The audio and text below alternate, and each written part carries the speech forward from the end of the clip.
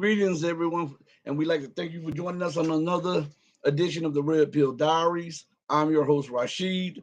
I guess we're waiting for the co-host Rashid to enter the booth. Our show today is called "Only in This Bizarro World of Politics." And for those of you who don't know what that means, you often hear me. If you've listened to the show, you often hear me talk about how bizarro this stuff is. And those who are comic book fans understand what I mean when I say bizarro. So what I'm going to do, I'm going to give you the definition of bizarro. It means a whacked out frontman for a bizarro fringe rock and roll band, or the antithesis to Superman. And the reason why I named the show uh what I named it is because of the insanity of the news today that we get. The news, the reporting is absolutely insane. And only lunatic minds would agree with the narrative of the mainstream media. Only lunatic minds would also agree with the narrative of most so-called alternative medias. Now, if you see any smoke coming over the screen, I have sage burning in the background. So you'll you'll you'll see a lot of smoke, some smoke coming out. I like to put sage and get all of the negative energy from around me. But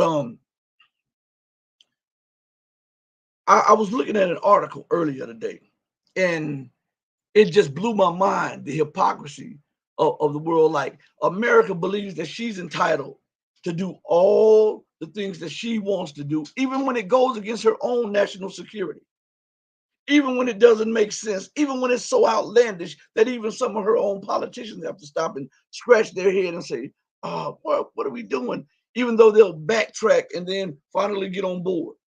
I want you to think about this. America arms her allies. She arms her terrorists. Sometimes she calls them freedom fighters until she needs them to be enemies. So, and then she'll call them terrorists. She arms everyone to the teeth. And if you arm your ally or your friend or someone you may sympathize with, it is an outrage in the Western media. It's an outrage for the Western world. On one article, I was looking at it. Here it is right here. And if I was Iran, I would not have even wasted my time. I would not have even wasted my time on this. This article says allegations of smuggling arms to Yemen, politically motivated, meant to mislead global opinion. Now, this is Iran talking. Okay. And it says Iran has roundly dismissed Western allegations of smuggling weapons and ammunition to Yemen, stressing that arms exporters and all those who sponsor the siege against the Yemeni nation are in position to comment on the ongoing crisis in the impoverished country. Now, stop right there. Stop right there. Let's see. And why did I say stop right there? Because let me say hi to the chat. Because look at this. Britain and America and Israel are occupying Yemeni soil. They are occupying Yemeni and a strategic island off the Yemeni coast, which is territory of the Yemeni people, right? They have flooded that region with arms, warplanes, weapons, and bombs. They are bombing and they're supplying bombs and intelligence and logistics to the Saudis and their allies to bomb the Yemeni people into submission. Now, if this is the case, and it is the case, why should Iran care one iota what America, Great Britain, and the rest of the world says? And when I say the rest of the world, I'm talking about the rest of the United States dominated world view. You are illegally occupying an island. You and Britain have set up military bases on that island. You guys have troops that are trying to seize the oil and gas fields in that nation. You're not doing that with matches. You're not doing that with scissors. You're not doing it with slingshots. You're doing it with warships, weapons, guns, bombs, attack copters, right? So how can you even fix your mouth to say something about Iran when Iran is an ally of the Yemeni people?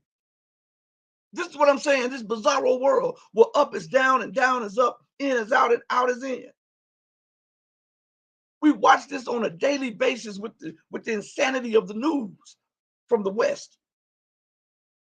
Think about that. When Russia supplies weapons to an ally, it's an outrage and an affront to international law.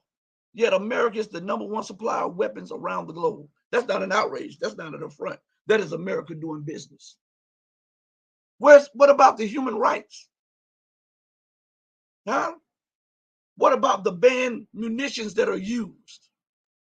Do you even know that America and the UK and NATO even are contemplating supplying the Ukrainian regime with banned armament? Do you know that? This is what I'm saying to you. The insanity of the West is unreal. I'm getting a little feedback, a little blowback from my speakers. Hold on one second. No, hold on one second, please. Here we are, right here. Let's see if we can get this. All right, we here. Okay, there we are. It should be better. But listen, do you know that they are talking about supplying them with munitions that once they're fired, they scorch the skin of people? You know that? Outlawed and banned munitions. They're even talking about supplying Ukraine with depleted uranium. Do you know what depleted uranium is? That is a byproduct of nuclear weapons.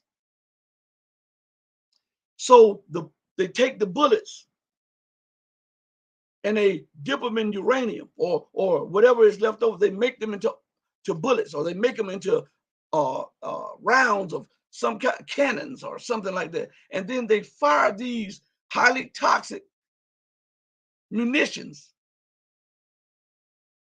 against their enemies, contaminating the land and the people around. And yet they want to talk human rights, environmental change, global warming, while they are the greatest threat to global security and global peace. But in the bizarro mind, what you see on CNN, Fox, MSNBC, and all of these other, America's always right. She's always justified. She's always justified. Well, the Russians have already warned her of what would happen if they supply these weapons. Russia said that they would deem them as a dirty bomb, makeshift nuclear weapon. In America, NATO, and the surrounding nations will deal with the consequences and all that comes behind that, because Russia will follow up their doctrine of being attacked by dirty bombs or fake makeshift nuclear weapons or chemical weapons, meaning that it will entail a massive nuclear response. That's what it's talking about. But you don't hear this in the Western media. All you hear is we must stand with Ukraine. We must do this when Ukraine has been overrun by nothing but fascists and Nazis. I might add, even though the legitimate government of Ukraine was the government of Yanukovych, even though he was corrupt and somewhat inept, he was still the legitimate government. And he was overthrown by the Western world, who always tramples around the world talking about democracy and freedom. They disregarded the democracy that chose Yanukovych, and they destroyed the freedom of his administration and put in Nazis and fascists. And that was done and initiated under the presidency of Barack Hussein Obama. So let that sit in. For the Black audience, let that sit in. and marinate in your brain, because you like to point the finger at George Bush, which he has a lot to be pointed at. But you can't let Obama off the hook either, or you're a hypocrite. You understand? It wasn't Bush. It wasn't the Bush administration that bombed Libya back into the Stone Age. It was the Obama administration that bombed Libya back into the Stone Age. And if you hear a lot of things going on in the background, I have my window up. So it's a lot of things, neighbors, cars, everything, but I have to have my window up right now. Sinuses. I'm trying to breathe a little bit better. So think about that. It was under Obama. Just to give you a hint of what American policy is. It is to deceive and destroy, to occupy, to conquer, to take, and to break. That's what they do around the globe. And the entire world is waking up to this. And this is what has them unnerved. And we see this again. We see this in this bizarro world that they continue to put before us. Now, also, let me say this to everyone who's listening. Join us tomorrow. We'll be doing the show an hour, a little bit more than an hour earlier, because we're supposed to have Scott Ritter on the show. And once we do the introductions and he leads off with a question, when I lead off with a question and he answers it, the chat room will be open for questions or whatever, and I'll scan the chat and I'll give him a few of your questions or whatever. So join us tomorrow at I think it's 10 a.m. Central Time, 11 a.m. Eastern Time. I believe that's what it is. Okay, so again, and I'll be saying that throughout the show to let people know who are joining us later. But I want you to think about this. Let us look at the thing and what's going on in the Middle East at this moment. We see the constant provocations. I want you to think about, what if America, what if Iran would have assassinated the defense minister, the war secretary, I mean, of the United States, instead of the United States assassinating the second most powerful man in Iran, which was Soleimani, General Soleimani. What do you think the reaction of America would have been?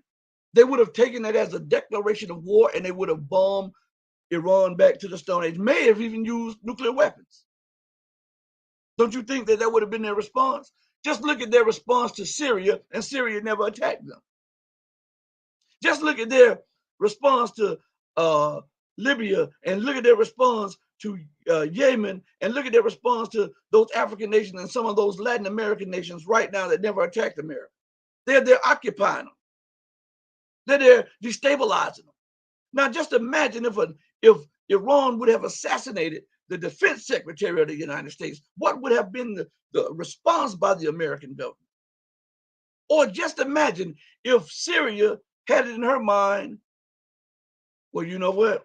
We see the brutality of the police force in urban America, and they just send warships over and put troops in America and just cordon off 50 square miles of America and say there's a no-fly zone over here. No ships can sail close to the shore.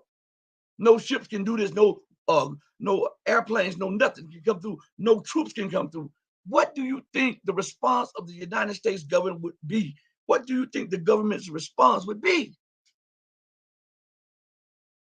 Yet they trample over everyone's rights.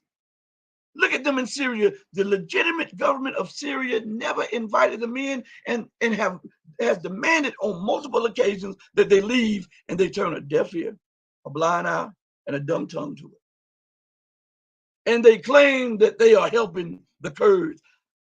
What if the Syrians said, well, we're going into urban America and we're going to help urban America against the police force that is unhinged? How would you think? But when Syria got here, instead of them doing that, they would have occupied the oil-rich regions of America or the gas-rich regions of America. What do you think the response would be? Huh? Do you think America would allow that? Then why should she think that other nations will allow that? They are allowing it right now because they're playing the long game. Because they know that America is financially insolvent. And they believe that if they hit her here and hit her there and hit her there, and with all of these military escapades that she's going on around the globe, she will eventually lose out because her money will no longer be worth anything. The debt will become unmanageable, which it already is, but she continues to do the funny money bookkeeping, so she's keeping it afloat. And she believes that the more she engages in provocations and escapades around the world with her military, she can sustain herself. But she doesn't know it costs billions of dollars to do those things. And you want the same nations that you are holding the barrel of a gun to their head to buy your debt. Make that make sense, right? So again, back to this Iran thing, okay? Iran denied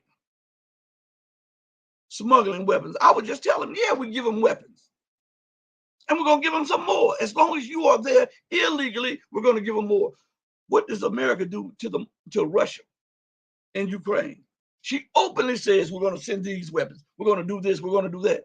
And if you look at every hot spot around the globe, every one of them, be they in Asia, be they in Latin America, be they in the Caribbeans, in Africa, or even the Middle East or Europe, America and the UK is involved in some shape, form, or fashion. This is no coincidence. When you see in the protests, they're involved. When you see in the removal of duly elected governments, they're involved. When you see the plea for help because the people are tired of the corrupt governments, they're involved because they are the ones who installed the corrupt governments, or the ones who allowed for the corrupt governments to be installed. They're over in Thailand trying to overthrow the kingdom of Thailand. You didn't know that. And they're doing that because of Thailand's closeness with China. They're trying to overthrow the prime minister of Thailand and his government. And they're trying to overthrow the king. I'm telling you, these people are out of control. But the Western media would make you believe that America is just in all of her dealings. America would not allow that to happen. What did John Bolton say? Yeah, I've been involved in plenty of coups, planning plenty of coups, the overthrow of governments, right? But all of this has a price that the empire thought that she could forever put off through deficit spending, through maintaining her dollar hegemony. Because the dollar, the US dollar, is not only the life's blood of the American Republic, it is not only the life's blood of the American empire, and it is not only the life's blood of the American military might, it is the life's blood of the so-called Western-led, rules-based order, which is inherently racist to the core. For those, matter of fact, I want you to listen to this clip, and I played this clip before, but this is from Dennis Etler. He and I, we used to converse a lot. Professor Dennis Etler. And as a matter of fact, I have his last interview that he's ever given to anybody, anytime, any place. It's called what is the 800-pound gorilla. It's on the YouTube channel. That's his last interview. And we were supposed to do a few more interviews the week of his death. But I want you to listen to, even he acknowledges that the so-called rules-based, the US-led, the Western dominated rules-based order is inherently racist to its core. This so-called exceptionalism and the so-called civilized world, those are code words for their brethren. I want you to pay close attention to this, okay? and then we'll be right back. We're going to continue to expose this bizarro world that we are now in, when up is down, down is up, in is out is in, right is wrong, and wrong is right. I'm telling you, the scribes of the world, the scribes of the Western world, which is the press. You know, in biblical times, the scribes were the press. They were the ones who controlled the information. So when you hear me say scribes, I'm talking about the press, the modern day scribes, the press and the media and the platforms of today. They do a hell of a job defending the empire and the Western world order. They do a hell of a job, don't it? But pay close attention to this. Now, I want to play something for you, and I'm going to do it off my phone, because I notice whenever I play a clip on StreamYard or YouTube, the volume is so low, and I don't know why they do that, because it's not just my show that does that. It's on multiple shows. So I want you to hear something. This is from Press TV. Let me put it to this. This is from Press TV. Sure. And I'm going to play something. It's about 1 minute and 21 seconds. And I want you to listen to Jens Stoltenberg, the NATO Secretary General, or what he has to say. And before I play it, I like to inform people that when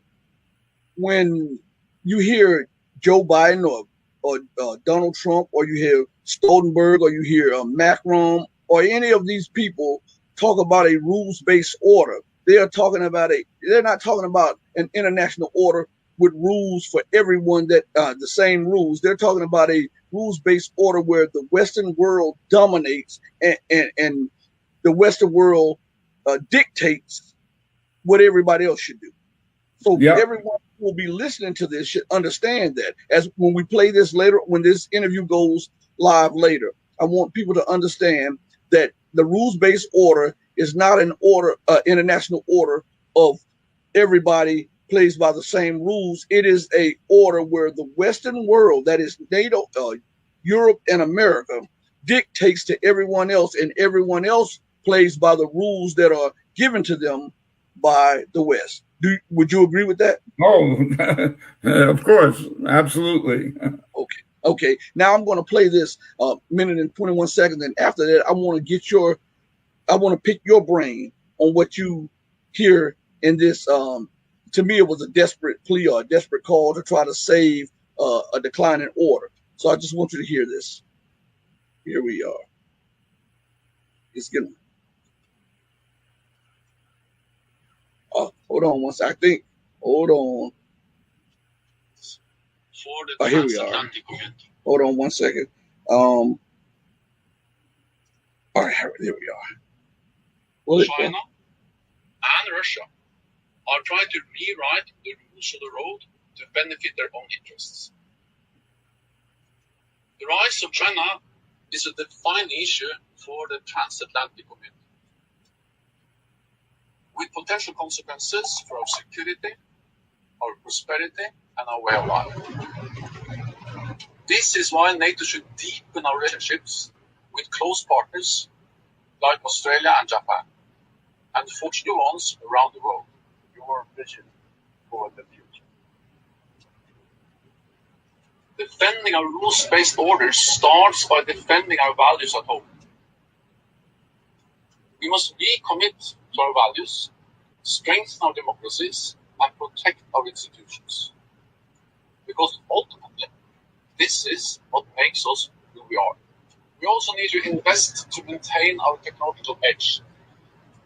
We now have an historic opportunity to build a stronger alliance, to regain trust, and to reinforce our unity.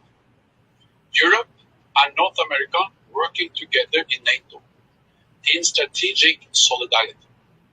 Thank you very much, Mr. Secretary General. Now, he talked about China and Russia being a growing threat to the international rules-based quote-unquote order, and how he didn't say South America, he didn't say Central America, he didn't say the Caribbean, he didn't say Africa, he didn't say Asia.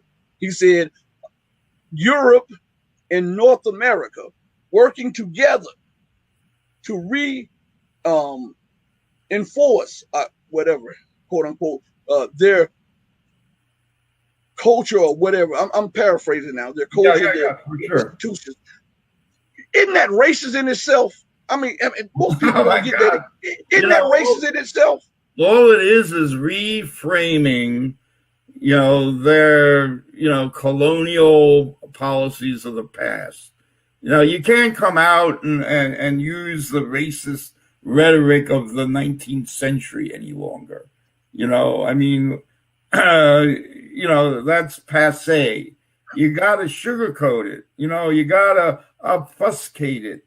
But that same rules based order is the rules based order of European colonialism and American imperialism.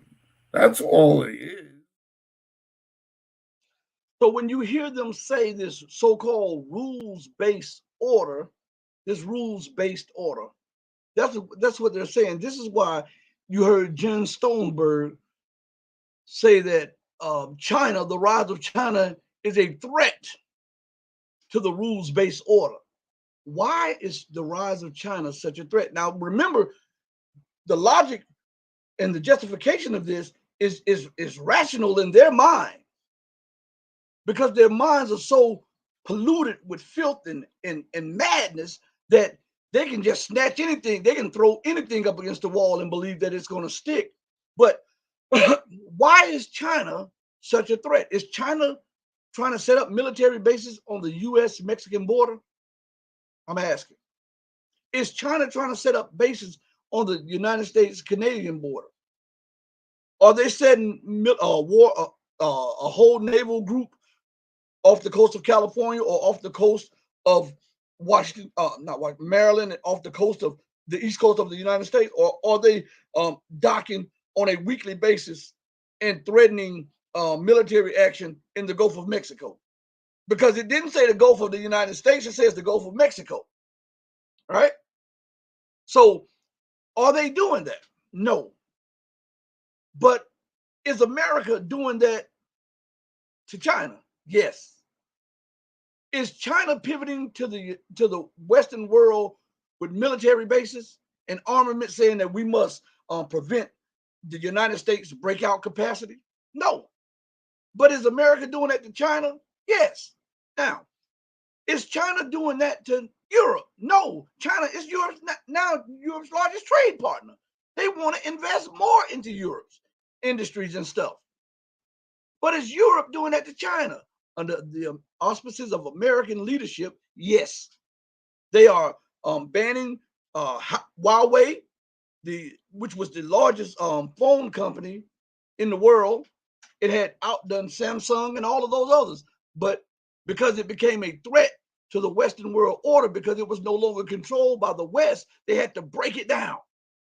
This is what they're doing with the TikTok thing, because it's a rival to Facebook. It's a rival to Twitter. It's a rival to all of the Western levers of power.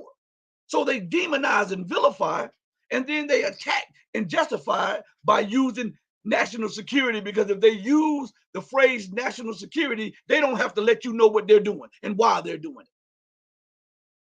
The hypocrisy of the West. But this is rational in an irrational mind. This is why it's a bizarro world. You can do it all day long and it's justified. You're involved in every conflict around the world and it's justified. But if I get myself up off the ground by my bootstraps and I want to trade with my Asian brothers because they're in my neighborhood, and then I want to trade with Africa, and then I want to trade with Latin America. I even want to trade with you. I'm your largest trade partner. This is China talking. I'm your largest trade partner too. And I want to trade with Europe, and I want to make this a win-win situation. It becomes a threat because now you're no longer in a position of dominance economically. And if you can't dominate economically, guess what happens thereafter? You lose some political and military clout, because China is no pushover militarily. And if you want to resort to the military thing and you continue to be belligerent, China has the means to rebuff you. So you lose a lot of your political clout also. You just can't force yourself on. So you use all of these little imperial nuances to try to redirect the attention of the people so that you can justify your arrogant racist policies to keep the world engulfed in chaos so that you can benefit. It is absolutely insane. And no one sits down and thinks over these things. I was listening to one analyst who I might add does an excellent job analyzing the situation in the Ukrainian conflict. I believe he's one of the best analysts that does this when it comes to the Ukrainian-Russian conflict. And he's a Brit. He's a Greek and he's a Brit. He does a real good job. And I was listening to his analysis on, excuse me, on the situation at hand. And he was saying that he was giving Russia, the United States, the benefit of the doubt, even though America didn't deserve the benefit of the doubt when he says, well, America, the Americans are telling the Ukrainians to pull out of Bakhmut, right? But Zelensky and his regime are refusing to pull the troops out, even though they may be encircled. Now, that would be all fine and good, except for one thing. America runs that. I believe, and her track record shows, which gives me a lot of confidence in what I'm saying, is that she pulls the strings, she calls the shots. And what she does by saying that you need to pull out is this. She's giving herself a way out if they are surrounded and the troops surrender or are killed in that city. Think about this. This is something that I don't think was analyzed. When have you ever known America to allow a client state that is totally dependent upon her financially to buck up against her orders? When? Name me the instance. Name me the time. If the United States is funding the entire Ukrainian budget and they tell their puppet that they install to do X, Y, and Z, and he refuses, guess what happens? He's either killed or removed. Is that not right? There's not one instance where America funded and controlled a government that bucked up against it and lived this, and that government lived another day to institute policies. There's not one instance, not one. So my thing is this. America used it as a way out because there are U.S. troops and there are videos of them. U.S. troops in Bakhmut fighting against Russians. So if America was sincere about the pullout, she would have just said, listen, pull out. And if the government had gotten bold enough to say no, America would have just replaced the government or assassinated the leader or sent troops in and made them come out. Had him by the barrel of a gun and say, now you either order this or we're going to order your execution. Look what they did to Saddam Hussein. So name me an instance where America provided the budget, the money for the entire government of a nation, and America installed that government, and that government was able to buck up against American wishes or demands. Name the instance. We can't have, none comes to mind, nothing in memory, right? So if Ukraine did not pull and is not pulling troops out of Bakhmut, it is not because they're bucking up against the United States wishes to pull them out. It is because the United States wishes is not to pull them out. But they have to have a cover story to make it seem as though that they try, just in case they lose, they try to advise this man to do this, but he bucked up against them. But anyone with common sense knows that it's bizarro land. because the empire would not allow that to buck up against her wishes. And she's paying the bills, and she has military assets there, and she's supplying the weapons, and you tell her no. When has that happened? So what the empire is doing is covering bases to make sure, okay, we're going to reinforce. Now, listen, they're telling Ukraine to pull out publicly, yet massive resupplies and troops are coming into the area.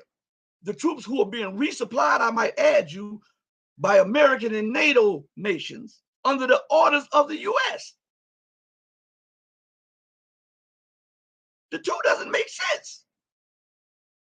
How can these two things be equally true when they're totally opposite? But it makes sense in Bizarro world. When if you give America the benefit of the doubt in areas where she does not have the right to have the benefit of the doubt. You understand? Or America has said that just leave Bakhmut. But all before that, they were saying that Bakhmut was a strategic area. Soledar was a strategic area. The Ukrainians are fighting and they're winning. And as soon as the Russians surround and start taking hold of the surrounding cities, or leave the cities, they're not strategic. Yet you continue to reinforce and rearm the troops there, and yet you want me to believe that you're ordering a pullout. Now, looking at it from that angle, how many of you believe that America would allow Zelensky to buck up against their control? I'm asking you this because we use common sense here. And sense is not so common nowadays, right? Because the empire won't allow that to be. The empire wants you to be a fool. The empire wants you to give them the benefit of the doubt. Is that not right? So, and you're welcome to put comments in the chat. We welcome your comments. We welcome your perspective. We actually invite your comments and your perspective because you are just as much, your views and your thoughts are just as important as my views and my thoughts. Okay? And I learn from you just like you learn from me. All right? But think about that. In Bizarro land, this is how America runs things. Do you believe that she would allow her weapon to buck up against her when she tells them to do something? Now, that is just like in your household. If you have children, right? And you're telling them to do something, and they're telling you, no, I'm not doing it. And you're like, what? What do you mean you're not doing it? You're going to get over here, you're going to do this, and you're going to do that, and no questions asked. And why would you demand it? Because you are paying the mortgage. You are paying the car notes. You're paying the light bills. You're paying the water. You're putting food on the table, clothes on the back, gas in the cars, everything. So you won't allow someone that's not in a position of power to buck up against your authority. Because if you allow that, it sets an example for the other children, right? So we have to apply that same logic and thinking to America's dealing with Ukraine. As a matter of fact, let's go back to a clip to prove to you that the Zelensky government is bought and paid for and run by the American imperial state. Okay? I want you to pay close attention to this.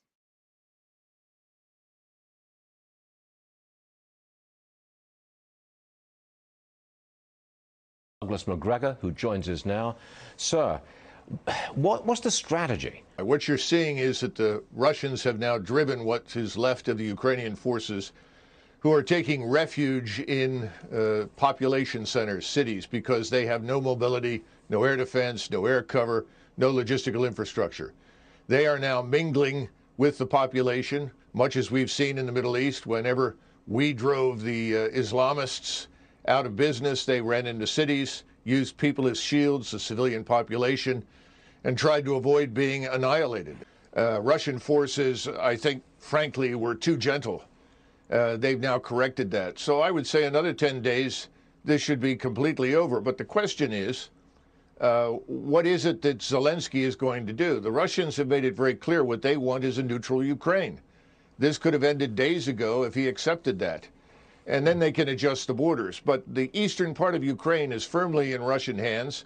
But again, the Russians are not seizing territory. They're destroying Ukrainian forces. That's their focus. Colonel, it sounds like you don't approve of Zelensky's stand. Oh, I think Zelensky is a puppet. And he is putting huge numbers of his own population at unnecessary risk. And quite frankly, most of what comes out of Ukraine is debunked as lies within 24 to 48 hours. The notions of taking and retaking airfields, all of this is nonsense. It hasn't happened. He's not a hero when he's standing up for himself and his own people? You don't think he's a hero? No, I do not. I don't see anything heroic about the man. And I think the most heroic thing that he can do right now is to come to terms with reality. Neutralize Ukraine. This is not a bad thing. A neutral Ukraine would be good for us as well as for Russia. It would create the buffer that, frankly, both sides want. But he's, I think, being told to hang on and try to drag this out, which is tragic for the people that have to live through this.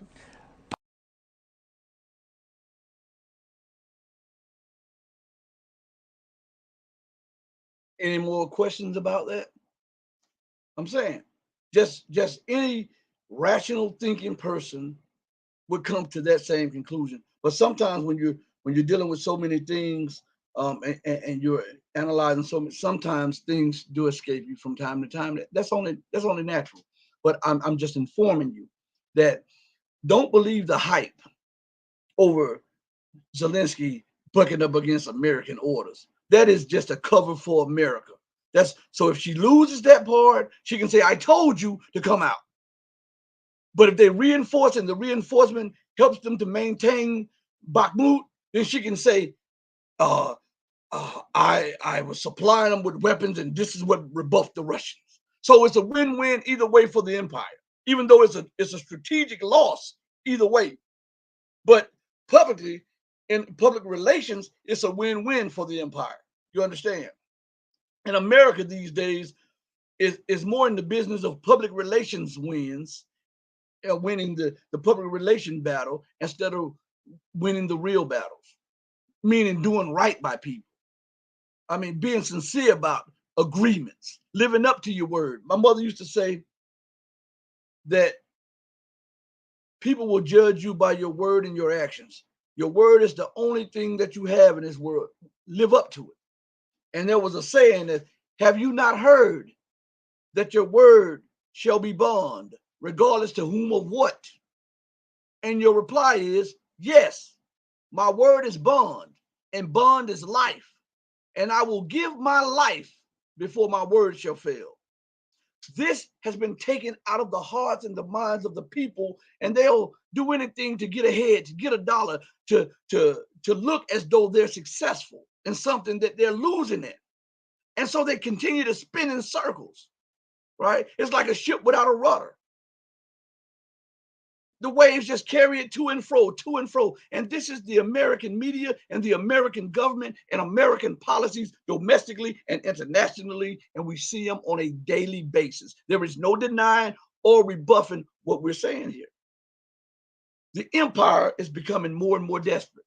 I was reading an article about the situation, you know, with the so-called general, I believe it was a general or military head, who was talking about that America will be at war with China. Remember that? I mean, it made all the news rounds, and I'm gonna see if I have it on my dashboard. I should have it. I know one thing for sure, that America lose.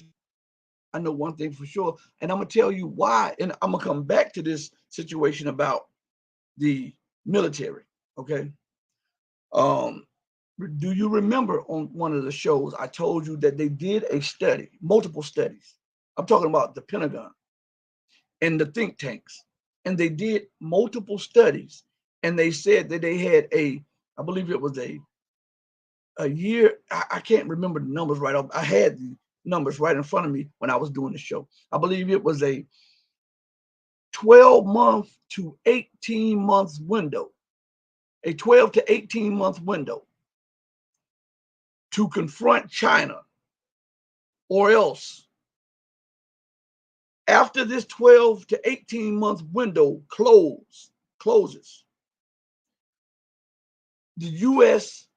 will forever be a power that is in decline, and America would fall up under China in power. And I'm paraphrasing, in power projection and power. So that to prevent China's ascension and dominance, and to prevent China's rise internationally, the U.S. must confront, provoke, and even go to war with China to prevent China from becoming the #1 power in the world. This was in a report, a military report. It was multiple studies from think tanks and the Pentagon, and that started, I believe, last year. The report was issued last year, so we're in 2023.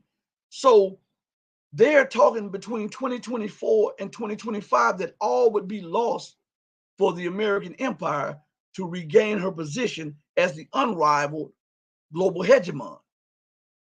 And so they are doing the provoking, right? The stoking of tensions, the repositioning of weapons and troops and missiles and bombs to try to cower China, to try to hold China at the barrel of a gun. This is what empires do, especially when they realize that they're losing their position. If you would liken this to a boxing match, you would think like this guy who had been the world champion for so long, and now he sees a younger, stronger, hungrier buck on the rise. And this guy is he's talented in every area of boxing, and everything that I do, he does it a little bit better. And eventually we're going to have to meet in the ring. So what I'm going to try to do, I know the one thing that I have over him is experience. So what I'm going to do is show an air of confidence, and I'm going to continue to drop his name and tell him, I want to fight. I want to fight. For two reasons. Really, I don't want to fight, but for two reasons. If he does not take the fight early, I can call him a duck, and I don't have to deal with him later on. Right? I don't have to deal with him later on. I can put other people to deal with him to weaken him, like America is doing with Russia. Other nations to slowly bleed the Russian Federation. I would put other people up and put them in slugfest. So by the time that they do come up and is a title contender, they have been through so many wars that they're slurring their speech, and they're a little bit slower because they've endured a lot. So now I got the advantage. That's number one. And the odds are that I'm gonna win. Or the second one, I can entice them to take the fight early, and using my experience, I can outwit them in the ring or the battlefield and beat them, knowing that they are still better than me. And maybe I can push back their rise a little bit because I confronted them and beat them. I beat them in a match when they were not ready to take that jump or that leap for the world title. This is the exact same scenario that America is trying with Russia, with Iran, and with China.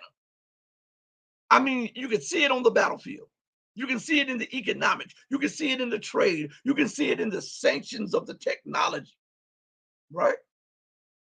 And it's because that you see a person who has dominated every sphere of power and influence globally without rival, now seeing rivals emerge, not one, not two, but multiple poles of power that is different from her. So now what do? Now NATO becomes real important to me because I can use them as cannon fodder to help weaken my rivals. And by the time they take on them, maybe I can rebuild my defenses. Maybe I can rebuild some of my capabilities, so when I have to confront them myself head on, maybe I can win. That's what America is doing because she's losing. And it's not just dictated to the military part of it. It is a great component of it when it comes to the economics. America sees the world moving outside of her dollar. And as Paul Craig Roberts says, and Jim Willis says, all of the gold has been transferred from the West to the East. That's why Iran has set up an oil and gold bourse. That's why Russia has an oil and gold bourse. That's why China has one. 2 decades ago, or a decade and a half ago, this was unfathomable. It was only London and America, and to a smaller extent, the French. So now we're seeing changing positions. And this is rattling the nerves of the world champion because now the buck is on her tail and is demanding a title fight. And they're younger, stronger, more athletic, faster, and can take a punch. We see that with Russia, how she's taking every punch that the West has thrown at her, from the stealing of her assets to the sanctioning of her oil and gas to the sanctioning of trade between secondary nations. They thought that this would destroy the Russian economy, causing the people to go up and start protesting and overthrowing the legitimate government of Vladimir Putin. But what it has done, it was the reversed effects. It strengthened them. And now he sits on a 75 to 85% approval rating of a nation of 150 million people or more. He sits on a 75 to 85% approval rating. It goes up and down, but it never drops below that. And here you have a Biden with the official approval ratings of 48%, when we know that is roughly about 20 or 30%. You see all of the leaders of Europe sit on a approval rating that's far less than 50%, yet they have the nerve to call these other nations illegitimate when all of these other nations' leaders have been elected by over 50% of the populace. Now, that does not give the West room to talk, but in the bizarro world, these are dictators and we are democratic, right? Even though the European Union does not vote to elect their leaders, they put them in the position. That's not democratic. That's autocratic, right? Tell me, when did they hold elections for van der Leyen or for Joseph Borrell? Tell me when they held one election for them. Yet they are in power. And then they talk about democracy in the democratic way. They held multiple elections for Maduro, the successor of Hugo Chavez in Venezuela. And on each occasion, he had roughly 60 or more percent of the population on his side. Vladimir Putin, 75 to 85%. They have even done a poll that Xi Jinping, the revered leader in China, has an overwhelming majority of the people in China backing him. Now, to put that in perspective, let's just say he only has 60% of the population. Now, they've done studies in the West that even acknowledges that he has the majority of the people of China backing him. Let's just say 60%. We won't go to 70. We won't go to 80. We won't go to 90. I want you to think about this.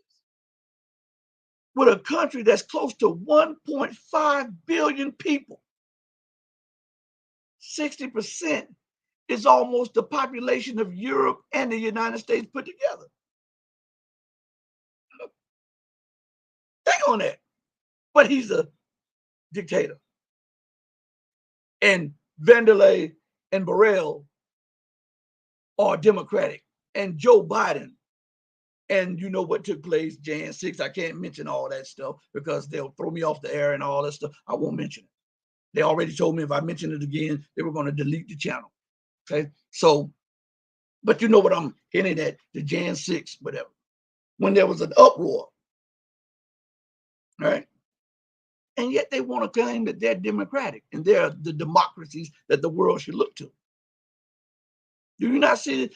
But the reason that they're focusing on China so much so, and they're trying to reposition themselves for China, is because they see that China has the economic, the political, and the military muscle to confront the United States. And they have the resolve to do it too. So it's different.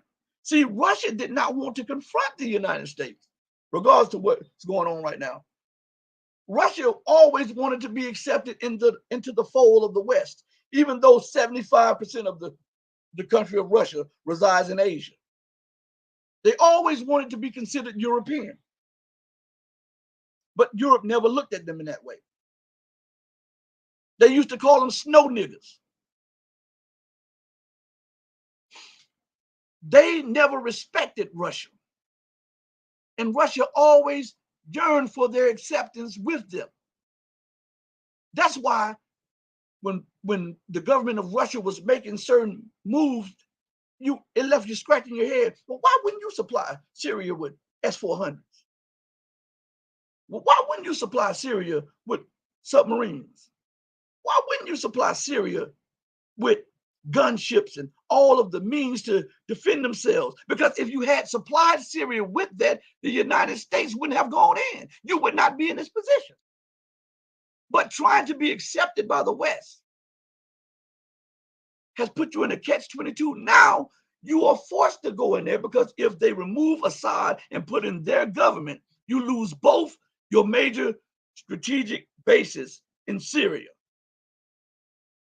And that means if they would have succeeded in Ukraine by pushing you out of Crimea, you would have lost your only warm water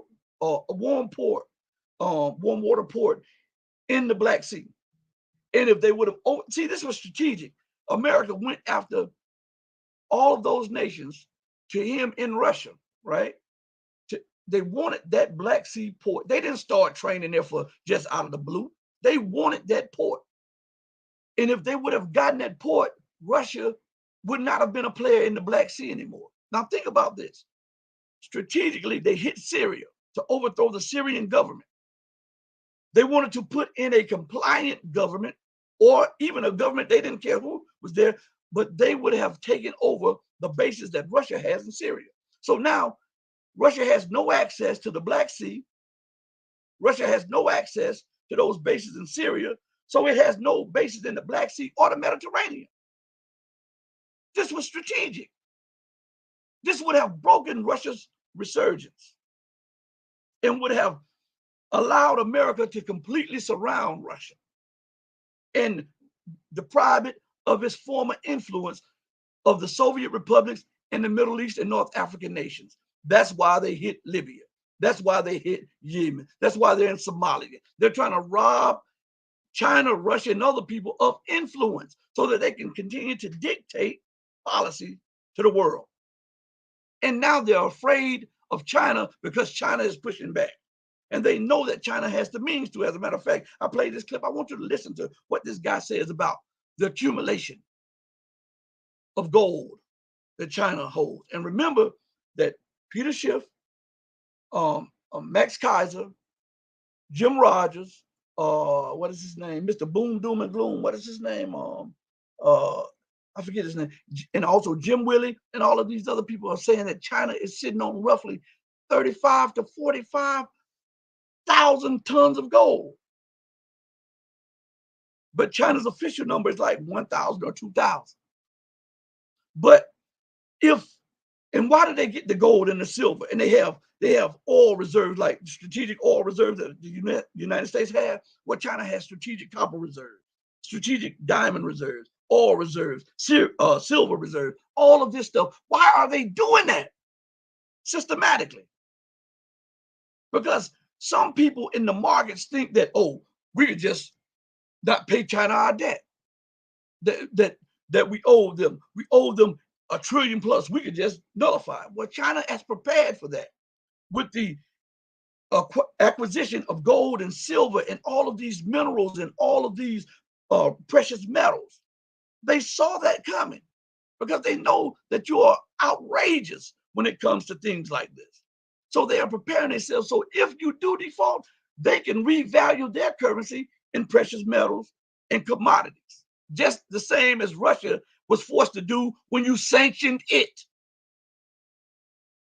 You understand? I want you to listen close to this. Gold is some useless, inert asset, right, whose heyday was in the 19th century, as irrelevant to modern finance as the horse is to transport. Maybe not. Today we return to a favourite theme of ours, and once I haven't looked at since probably 2019, and that is, how much gold does China have? And for those with short attention spans who don't want to watch to the end of this video, I'll cut straight to the chase. China has much more gold than it says it does. In fact, it has more gold than the US. Its enormous gold hoards are all part of its grand global reserve currency status designs. Right, now time to back up those assertions. Let's do an audit. Audits involve a lot of numbers, and too many numbers can get a little overwhelming, so I'm going to try and keep these numbers to a mentally digestible minimum. But let me start with perhaps the most important contextual figure and anchor that in your minds, and that is US gold holdings. Official records show that the United States owns some 8,133 tons, most of it in Fort Knox. Although I should say that gold in Fort Knox hasn't been audited for 50 years. The US is the world's largest gold owner, or so you would have thought, and gold comprises 77% of United States foreign exchange reserves.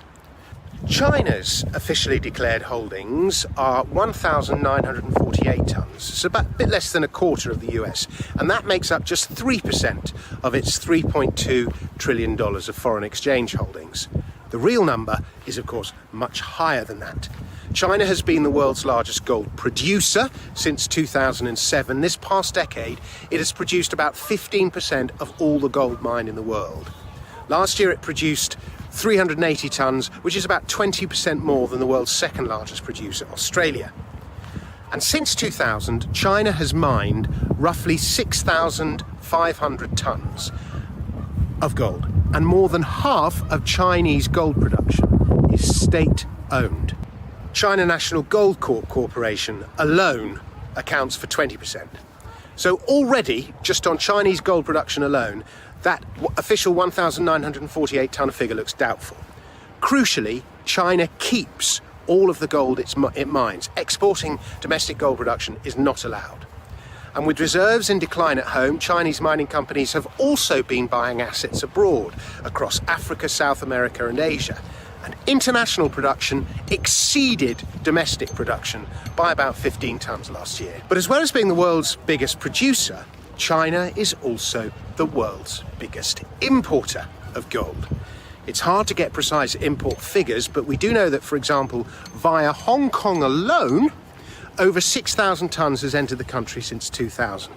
So if you add that to cumulative gold production since 2000, you get a figure of 13,200 tons. Whether imported, mined or recycled, most of the gold that enters China goes through the Shanghai Gold Exchange, the SGE, including the gold imported from Hong Kong.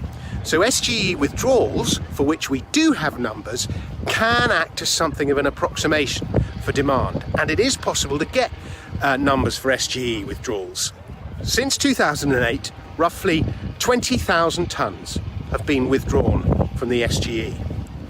Then we have to add in all the gold held in China, whether as bullion or jewellery, prior to 2000. And the World Gold Council estimates a figure of 2,500 tons in privately held jewellery. If you add domestic mining and official reserves, you arrive at a figure of about 4,000 tons. Now, Nick Laird of Gold Charts Are Us, one of the world's leading gold data experts, has cobbled it all together to produce this chart, which shows cumulative gold held in China to be around 28,911 tons. I've spoken to numerous analysts, Ross Norman, Bron Suchetsky, formerly of the Perth Mint, Koos Janssen, and they all arrive at similar estimates. In addition, there is gold entering China that is not accounted for by SGE withdrawals. Ross Norman points out that the People's Bank of China, the PBOC, likes to buy 12.5 kilo gold bars. They don't trade on the SGE. Also, the PBOC often uses dollars on exchanges in London, Dubai and Switzerland, while the SGE sells its gold in yuan. The army too owns gold and doesn't have to declare its purchases. Remember, there are many state agencies on top of the army and the central bank which buy gold. There's the State Administration of Foreign Exchange and China Investment Corporation, the Sovereign Wealth Fund, to give you two examples. So how much of all that huge hoard is state-owned?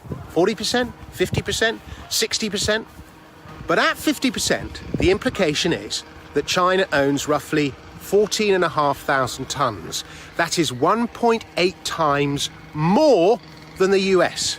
Now, it may be that only 20 or 30% of that gold is state-owned. I find that unlikely. But even if that's the case, it still owns more than the US. And China has been famously encouraging its citizens to buy gold since 2008. And the SGE has actually stated that only consumers buy gold over exchange. But it almost doesn't matter.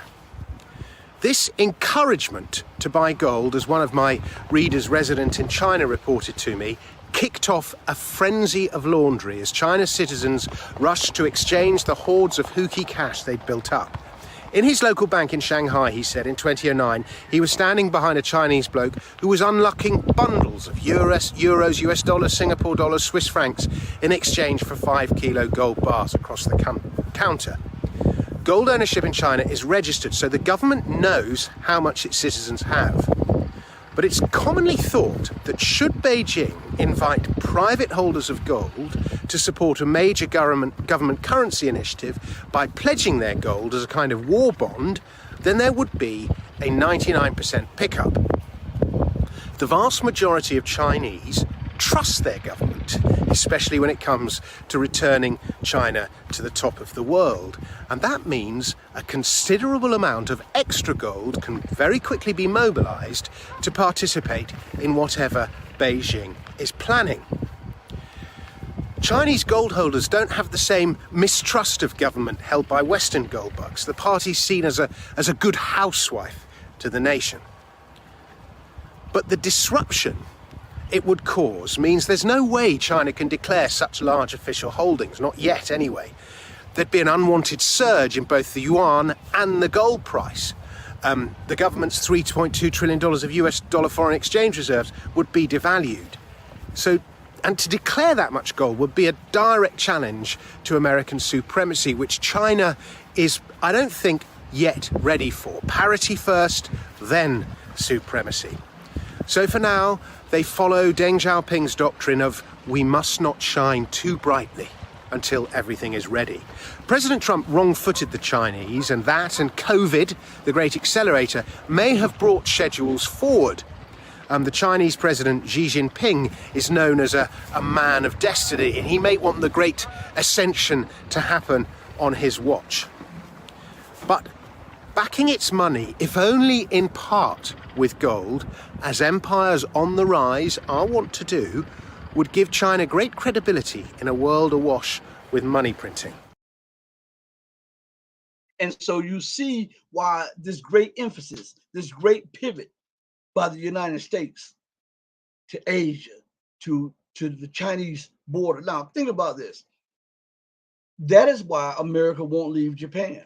That is why America won't leave South Korea. That is why America won't leave those regional nations alone. She wants to build, just like she did in Europe, build up a organization to counter Russia. She wants to do the same thing with China so that she doesn't have to incur all the losses herself. This is what she's doing. So she wants people as cannon fodder for this coming war. But I'm going to say this and mark my words. Okay, mark my words on this. I want you to come back to this after this war happens in Europe and tell me if I lied to you.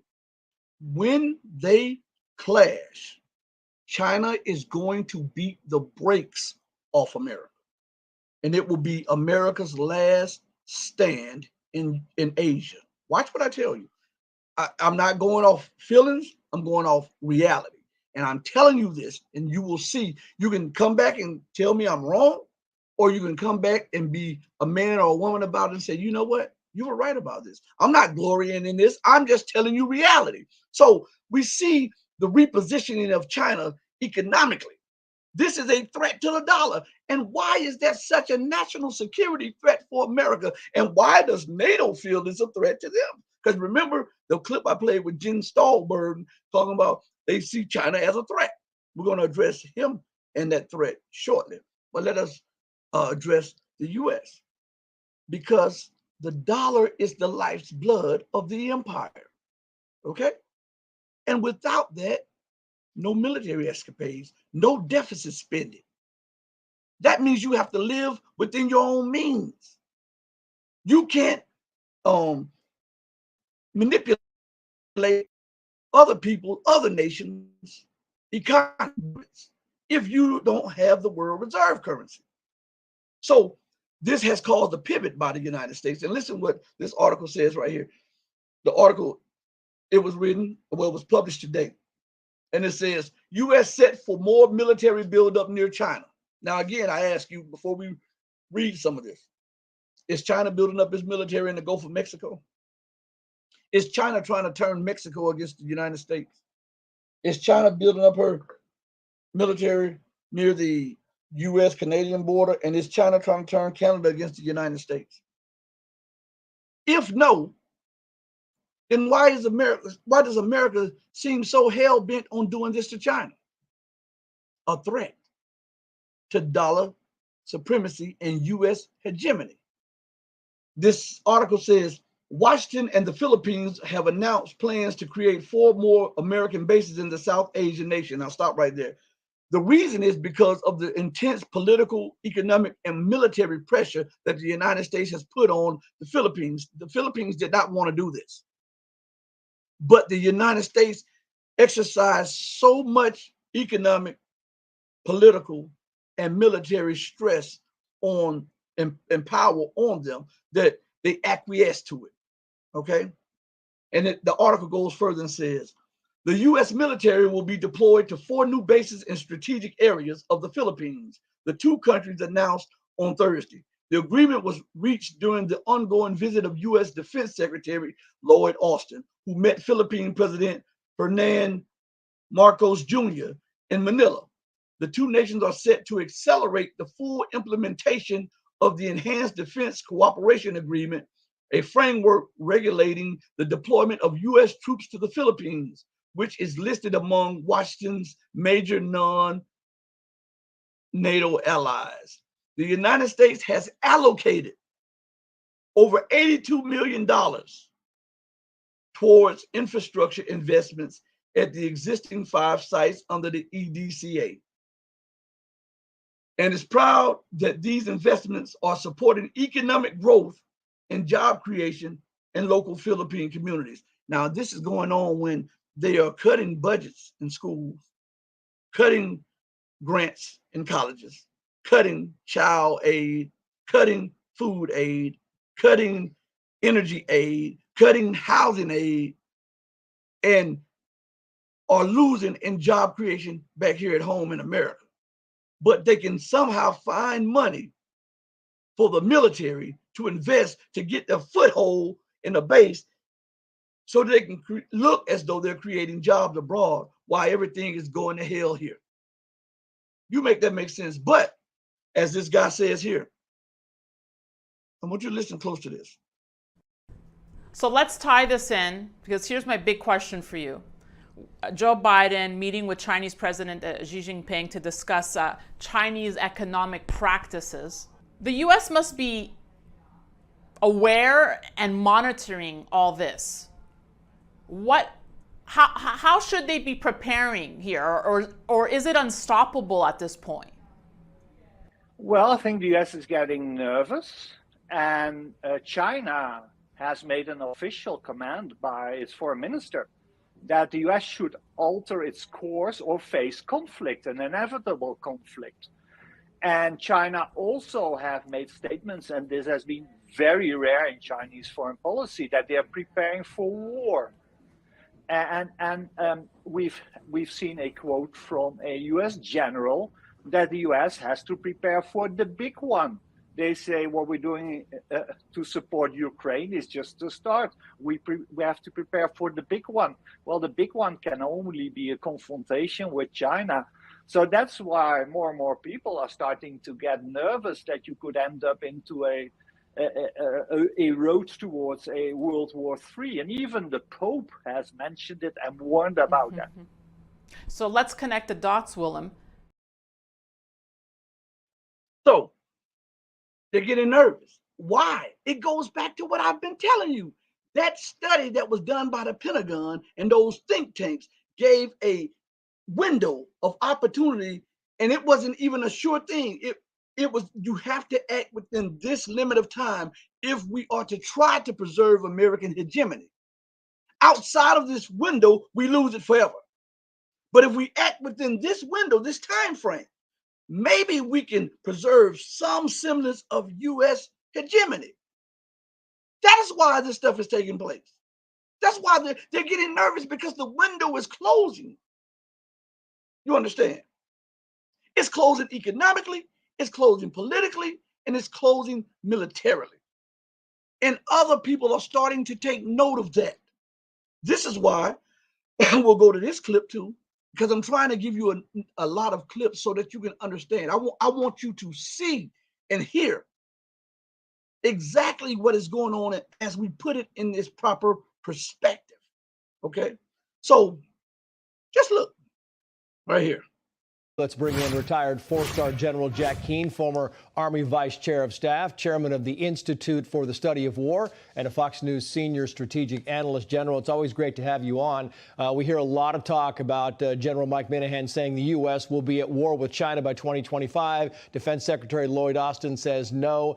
In your case, General, you don't think it's as much about timing as how important it is having an effective military deterrence, which right now we don't have. Fair? Yeah, that's absolutely correct, Trace. I mean, first of all, this general was talking in very blunt, direct language to his subordinates.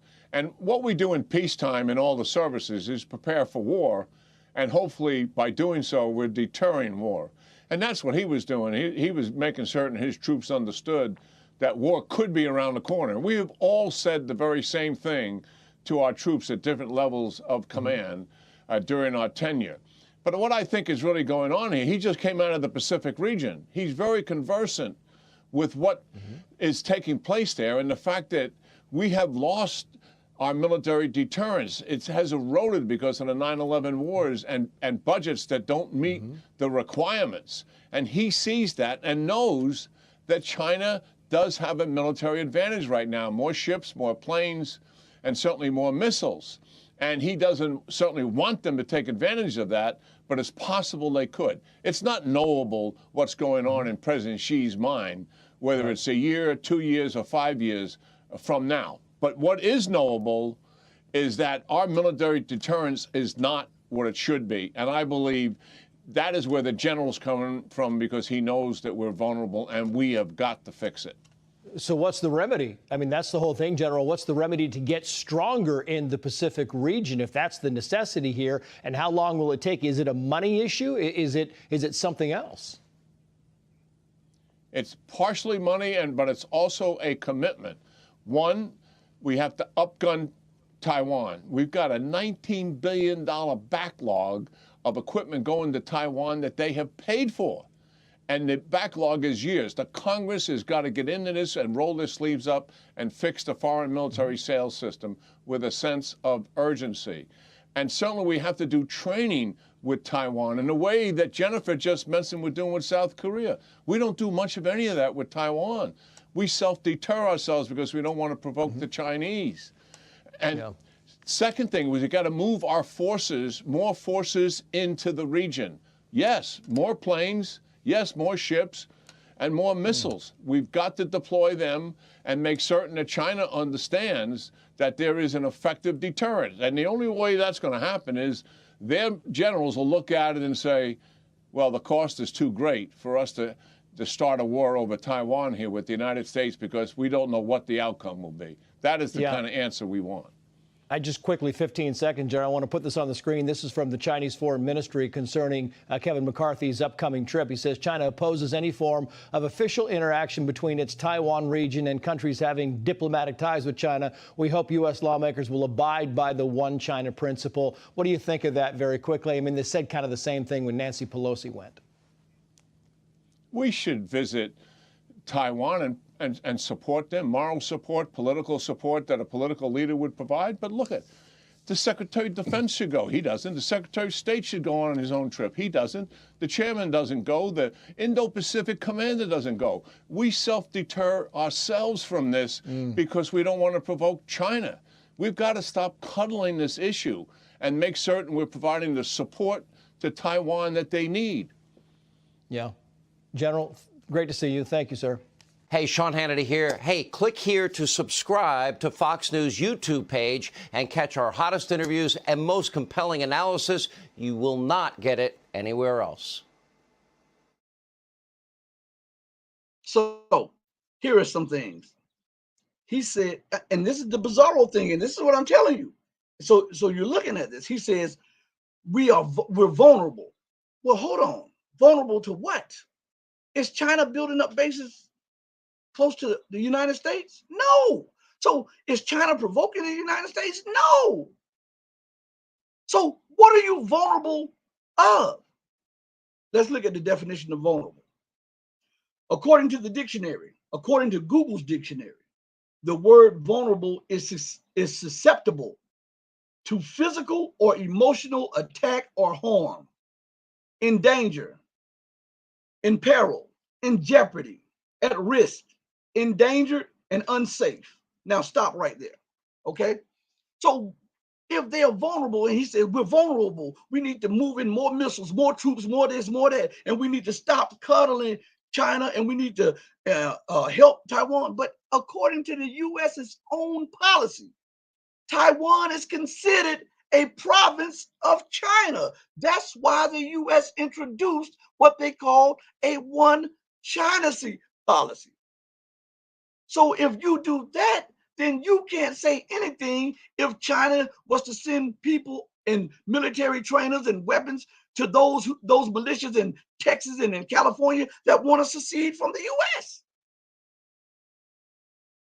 As thou hast done, so shall it be done unto thee. You are vulnerable. That's something. That's a catchword right there. Vulnerable.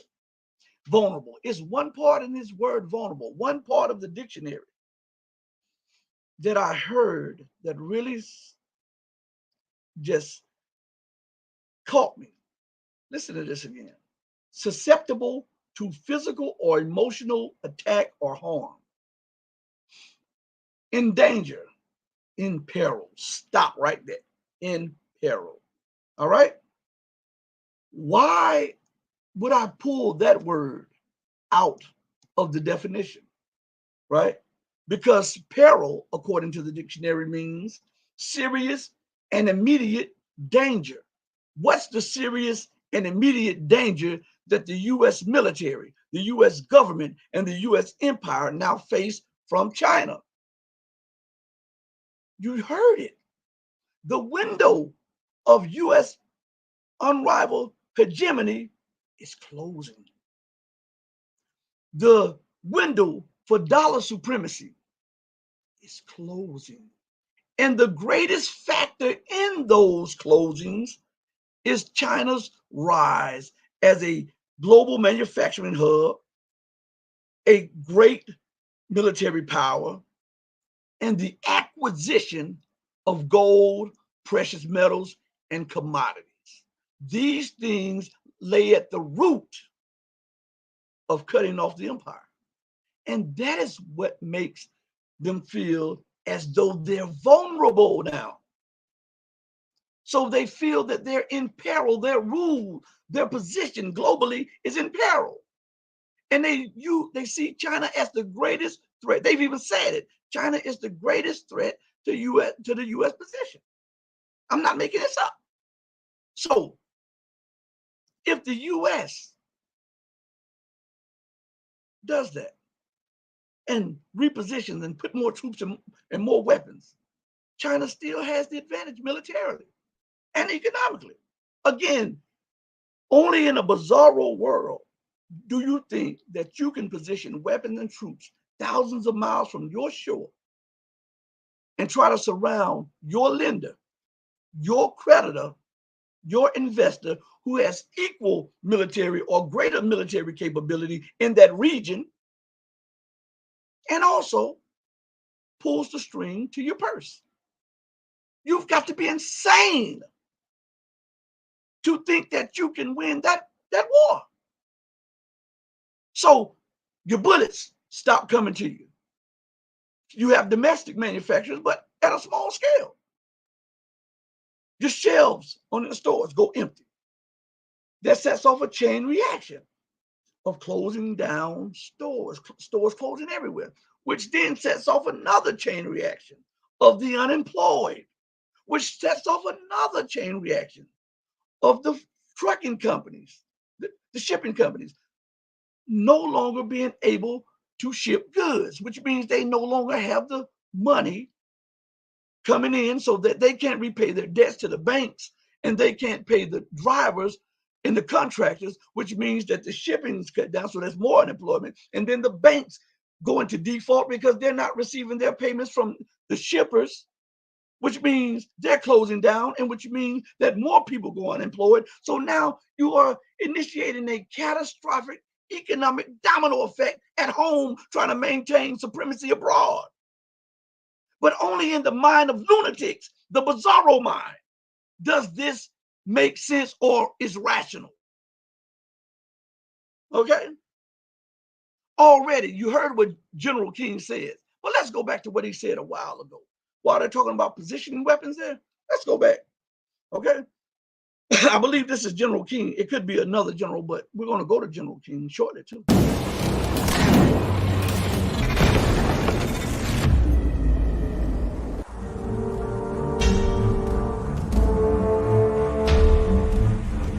Last fall, the U.S. Air Force played out a war scenario with China, in which China begins its attack by deploying a biological weapon throughout the Indo-Pacific region.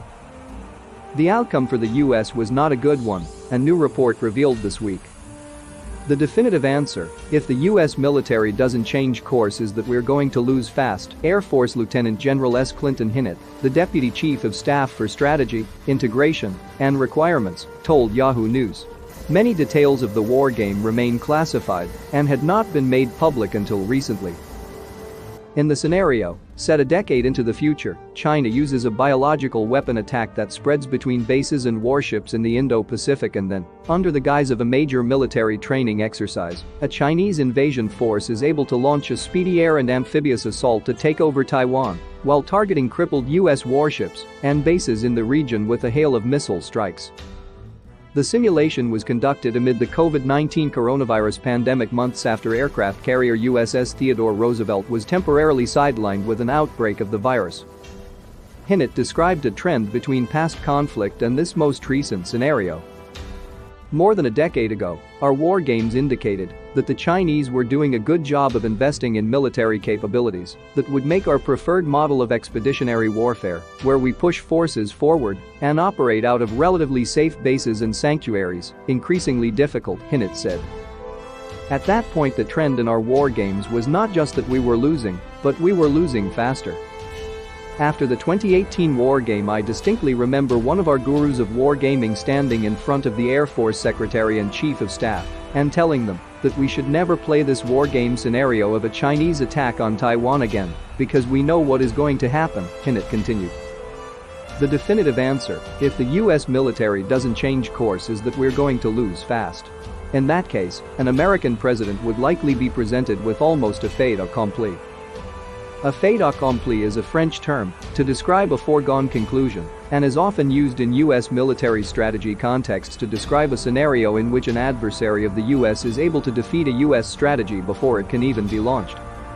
In the example of a Chinese invasion of Taiwan, U.S. military planners sometimes see China's anti-access area denial strategy, A2AD, as a fait accompli that allows China to make major territorial gains in the Indo-Pacific while blocking the U.S. from launching a counterattack.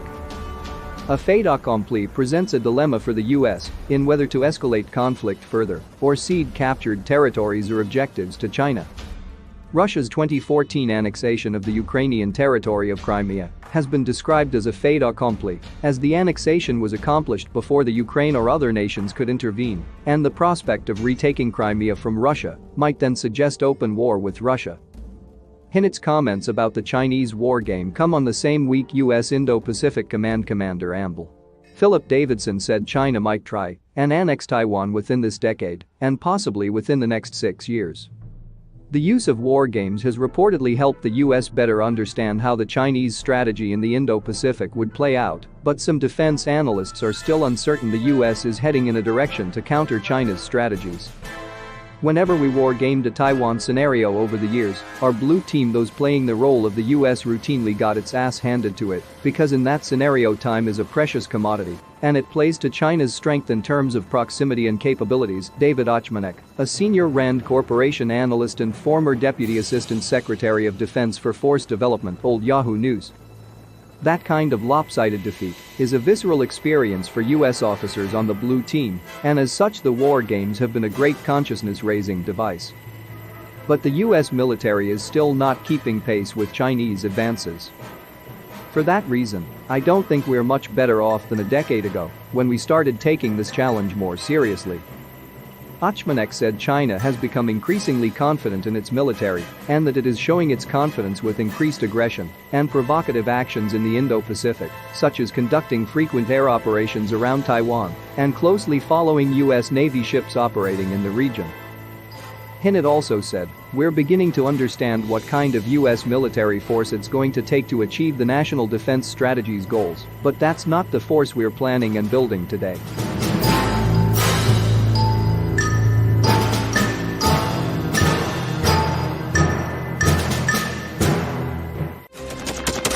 Thanks for watching, and don't forget to subscribe.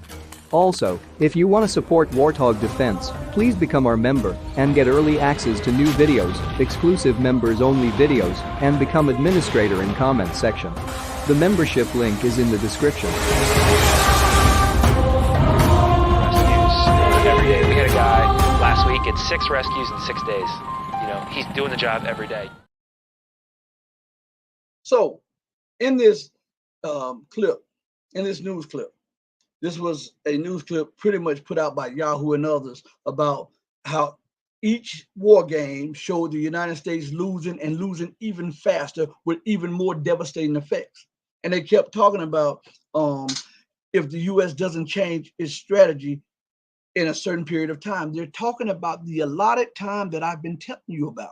It's a certain window that they have come up with, that if they don't act within this time, everything is lost. No matter what they do after this time window, they cannot turn back the thing. Even in this time window, they would lose. But they have a better chance of trying to forestall the decline and fall of the U.S. empire. I mean, it is crazy, but in Bizarro world, you hear them say that China may try to annex Taiwan. Now, while this was going on, and when the guy said that, I just put in one China policy. Just put in a Google thing. And it tells us that the U.S. one China policy is that there is only one China, and Taiwan is an inalienable part of China. So how can you annex territory that's already yours? How can you be provocative by flying warplanes close to territory that's yours? How can you be provocative by selling warships in waters that is yours? In Bizarro world, it's provocative because it doesn't serve your interests. But in real time, There's nothing provocative about that. Is the United States being provocative selling warships in the Gulf of Mexico? What about off the east coast of the United States? What about off the coast of California or around Hawaii, whom they took because Hawaii, they removed the king and queen, the queen of Hawaii, and took the island, right? So, is that provocative? I'm asking. So, if that's not provocative to the United States, then how in the hell can selling warships around Taiwan be provocative when in your own policy you say that Taiwan is an inalienable part of the one China? And this is something from the UN. Okay? The United Nations, the one that the United States like to use when they like to go and bomb countries. There is but one China in the world. Taiwan is an inalienable part of China's territory, and the government of the People's Republic of China is the sole legal government representing the whole of China. This has been clearly recognized by the United Nations General Assembly Resolution 2758, passed in 1971. Okay? Okay. I just look like this. I'm nobody's fool. Okay? You just can't pee out the window and tell me it's raining. That's not how things work. I'm not a lazy thinker like most people of today, because I call them the microwave generation, because they want it hot, fast, and right now. They don't want any effort into it. They don't want to put any work behind finding out the reality of what's going on, even if their lives depend on it. So what we're watching is the downfall of America. Now, I was telling you about General King and how he was talking about we need to do this and we need to do that. Let's look at General King a little earlier as that report came out, okay, and how animated he became when he realized the United States cannot really beat China in a head-to-head battle, okay? I want you to pay close attention to this. A top Space Force general warning the U.S. is lagging behind China and Russia in developing hypersonic defense technology. This as U.S. officials reportedly confirmed China's hypersonic missile test in July was more advanced than initially thought. Let's bring in Fox News senior strategic analyst General Jack Keane. And I noted that David Thompson, he's the vice chief of space operations for the United States, says we are not as advanced as the Chinese or the Russians in terms of hypersonic programs.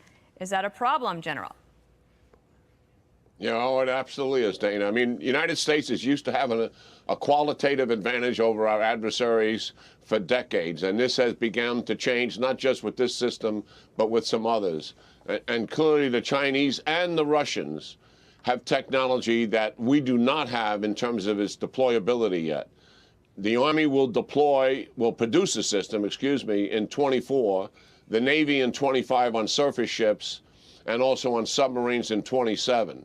But that will still leave us with a major problem, Dana, because we don't have any way to defend against this system. And what we're involved in developing as quickly as we can is advanced satellites with sensors on it to be able to track this system as it orbits the Earth's atmosphere, and secondly, to be able to intercept it. So both of those developments have to take place, and they are a top priority, certainly for the Pentagon. And listen, we have said before that China has a quantitative advantage over us in the Indo-Pacific region. They've got more airplanes, they've got more ships, and they have more missiles than we have deployed in that area. And that is another thing that we have to overcome and begin to forward deploy our capability there to establish deterrence. After all, what we have learned from 40 years of dealing with the Soviet Union, we have to have a strategic deterrence that the enemy accepts as real and that we would use it, and therefore they do not want to enter into conflict with the United States. And we've got to fix this with a sense of urgency, Dana. I feel the same on that one. I also wanted to ask you about this. You've followed this story for years, and the question of whether Russia is amassing troops on the borders with Ukraine for a possible invasion. And some are saying that maybe by late January that could happen. But the spokesperson for the Kremlin, our old friend Dmitry Peskov, says this hysteria is being whipped So, did you hear that? China outguns and outmans the United States in Asia. This is what I'm saying. The United States is a global power. China is a global power. But in Asia, China is power number one. They have weapons that the United States gave up on, what they call the railgun. China has working railguns on their destroyers. And I believe they're putting them on their frigates also. This is a technology that the United States was supposedly ahead of everybody on a decade ago. China has operational weapons on their ships. The United States recently, as recent as a year or two ago, gave up on the technology because they couldn't master it. You know, this is what I'm telling you. The tides are changing. There's a paradigm shift going on. And America doesn't like it. That's why they continue to say to deter. China is not being belligerent with America. It is America being belligerent with China. Russia is not being belligerent with America. Remember, Russia tried to negotiate with America. They say, come to the table. Let's not do all this double talk. Let's work this out, which would be beneficial for Ukraine, for the Russian Federation, and for NATO. America would not even come to the table. She ignored Russia's national security needs and even said Russia does not even have a right to have a sphere of influence in the former Soviet republics.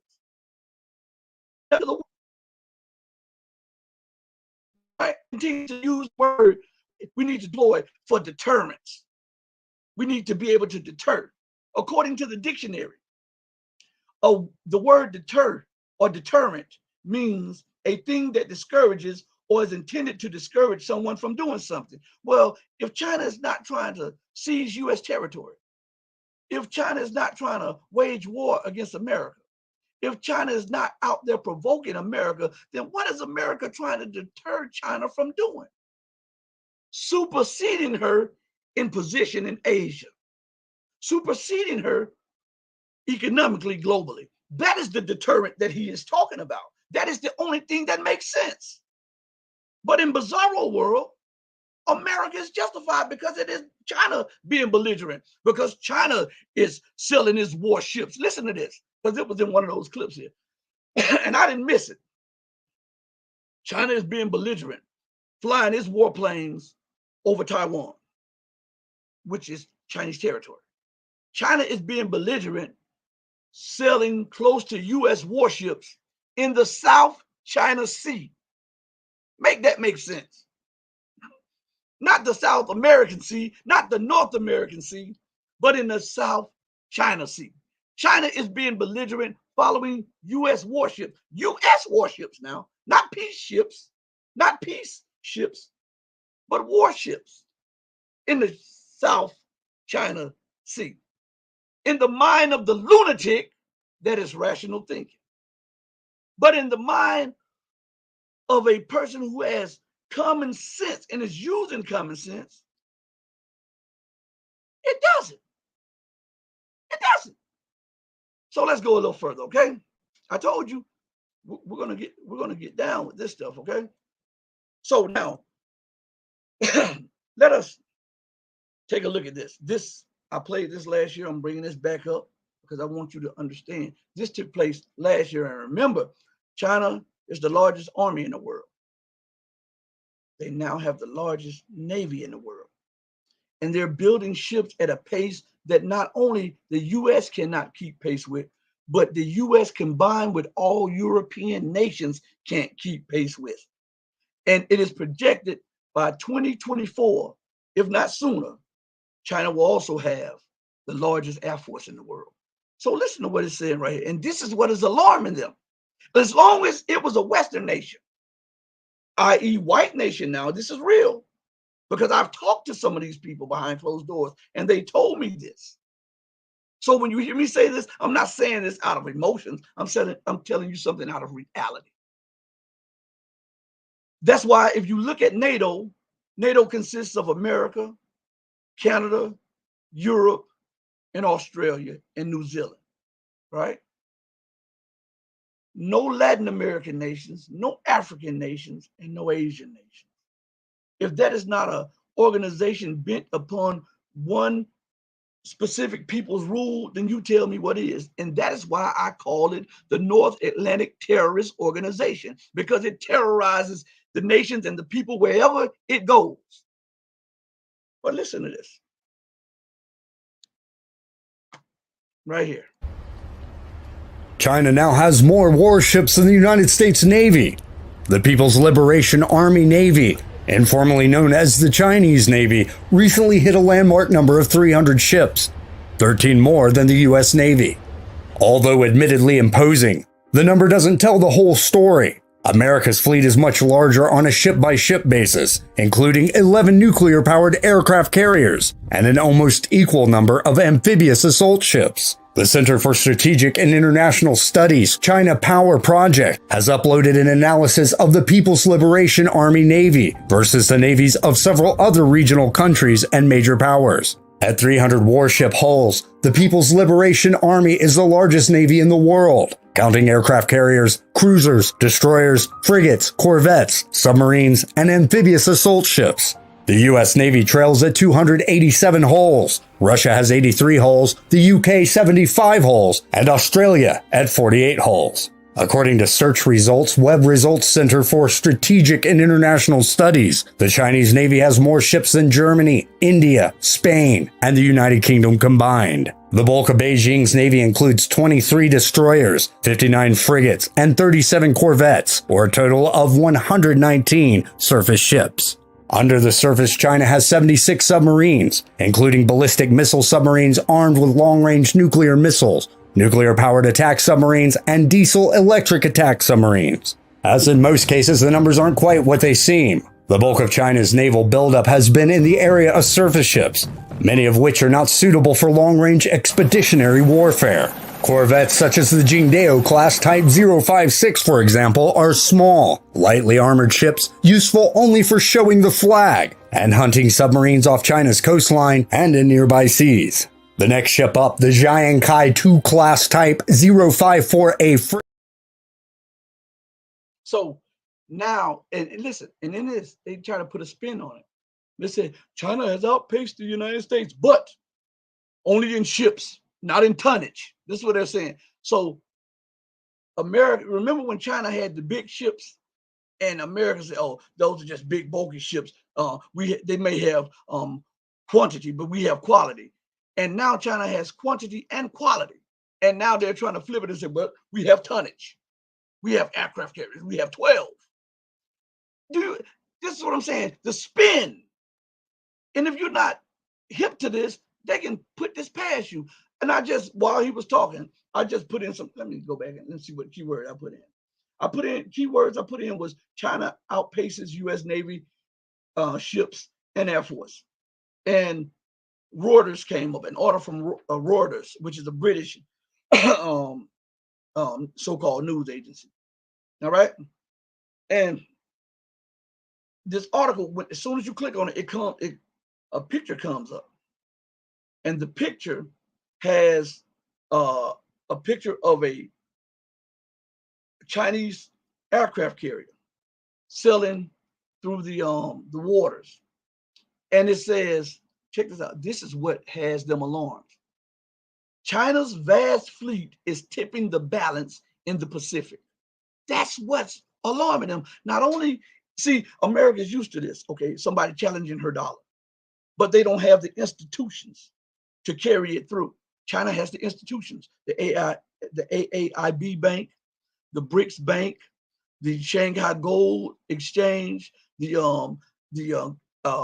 Asian Infrastructure Bank, which will have an exchange, the BRICS organization itself, and the chip system, which is a rival to the SWIFT system, and they have the Union Pay, which is a rival to Visa, MasterCard, and all of this stuff like this. So they have implemented all of these things to challenge the dollar.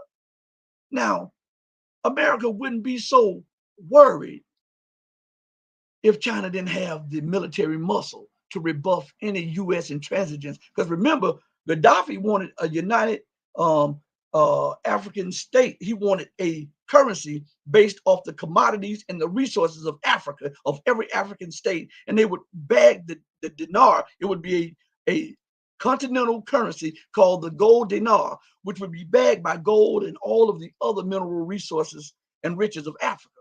But Gaddafi didn't build his military. So America then went in there and did him in. Saddam Hussein switched from using the dollar in oil trade to the euro, and they went right in there and killed him and within the first few days, they switched it back to dollar trade.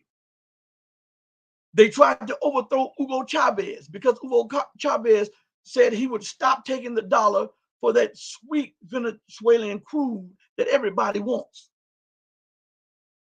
And then Cristina Ferdinand, the former president of and now vice president of Argentina, said that America killed Hugo Chavez and America was infecting Latin American leaders with cancer. This is what she said. Go Google this stuff. I'm not making this stuff up. Because they were getting ready to come together on a continental currency and trade pact. They didn't have the military to rebuff them. And now we look that China has the military wherewithal to do that. So in this thing, it shows a big aircraft carrier sailing through waters. And it says China's vast fleet is tipping the balance in the Pacific. Now listen to this. This is very important that you listen to this part because the article is only one sentence. Well, two sentences. Okay? And it lies at the root of why America has become so outraged with China. The Chinese Navy, which is growing faster than any other major fleet, now controls the seas off its coast. I'm going to say that part again.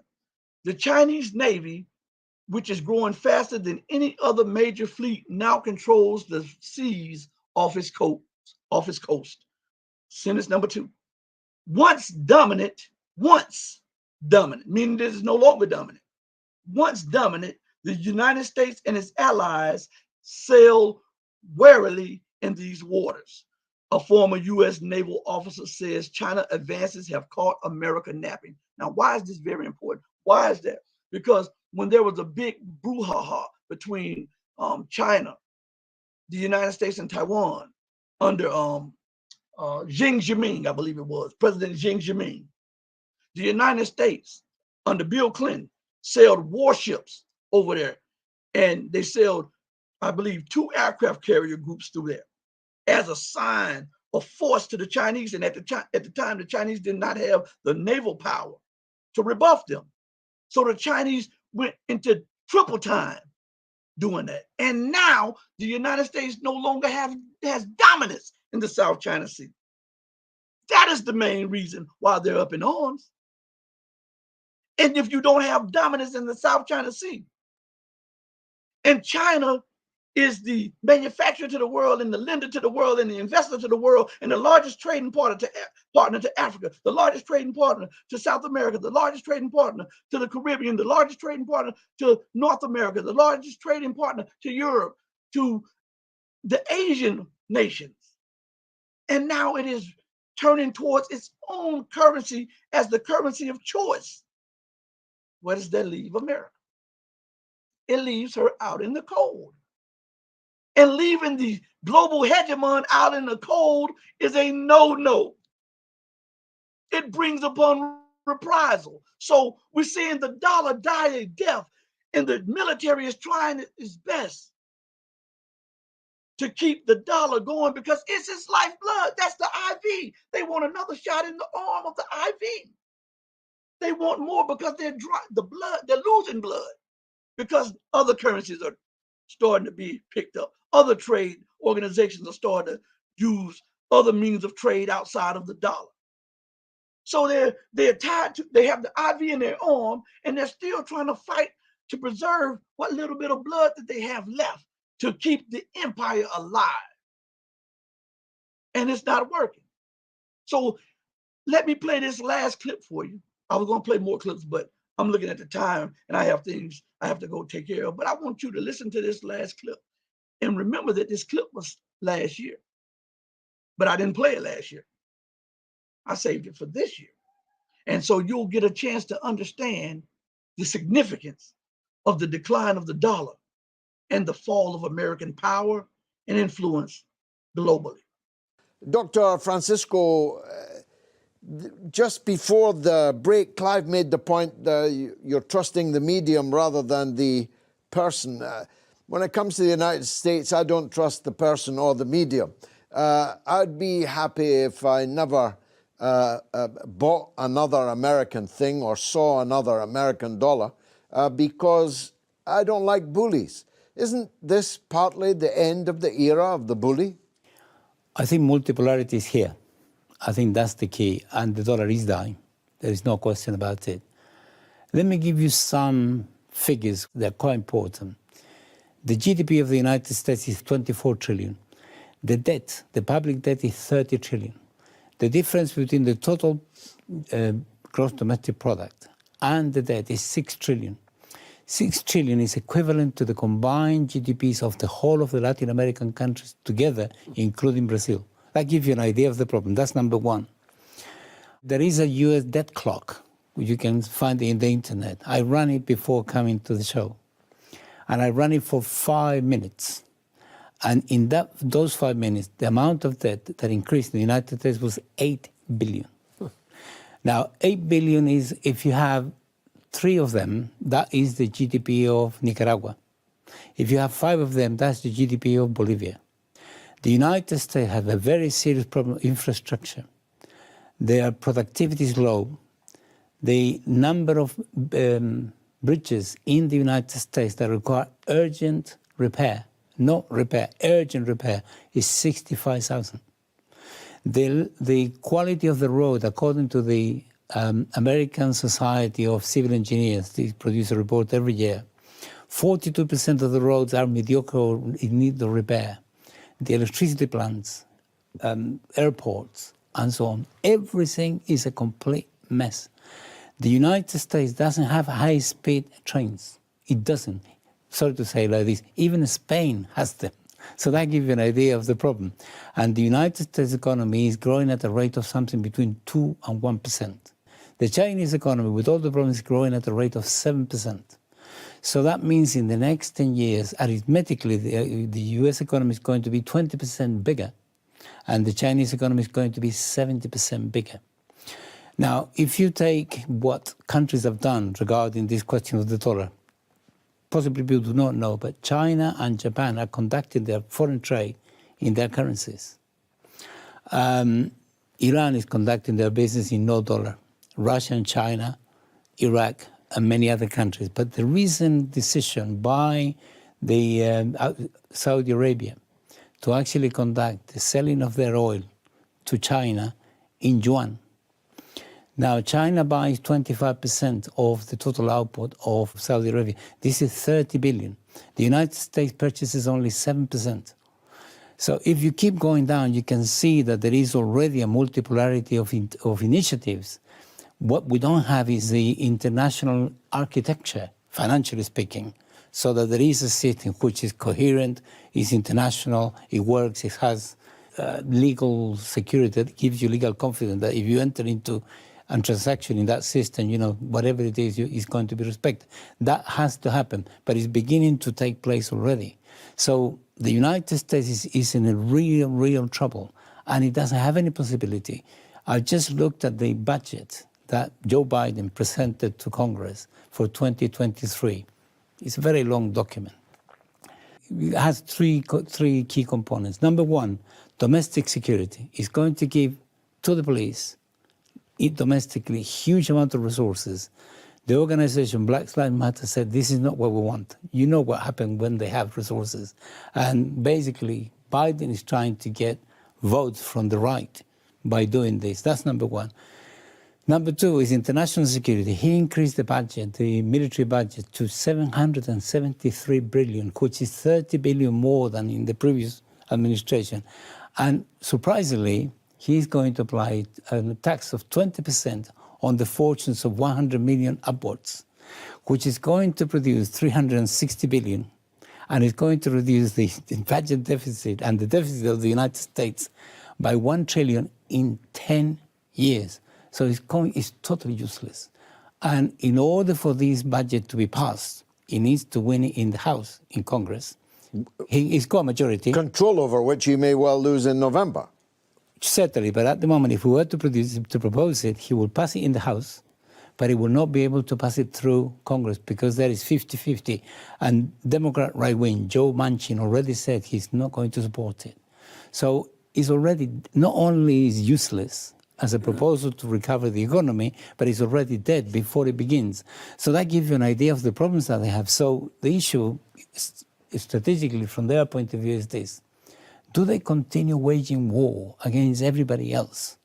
And who else is there to wage war? Their calculation, it seems to me, was if we are able to bully Russia and make them accept our way, and then later on we'll continue with that until, we produce something equivalent to regime change, isolating China thereby, and therefore the next move is to attack China. And this one hasn't worked. The next one is certainly not going to work.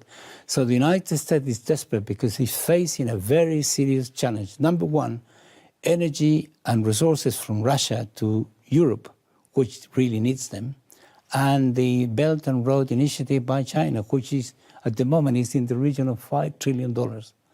So therefore, facing with this huge, very attractive embrace from these two nations that have huge resources, one natural resource, the other one technology, markets, money, and credit, and investment, infrastructure, is very difficult to say no. So the only possibility for them is war, war, war.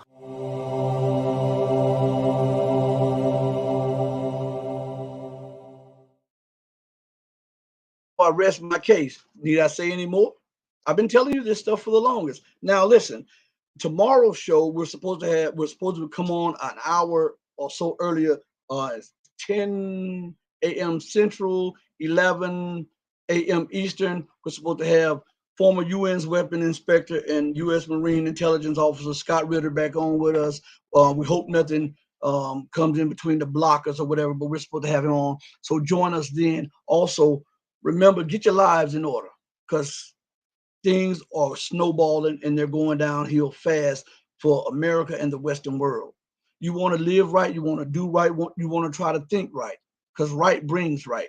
Wrong brings wrong, but right brings right. So on that note, as we go out, let me tell you I love you, but God would always love you best.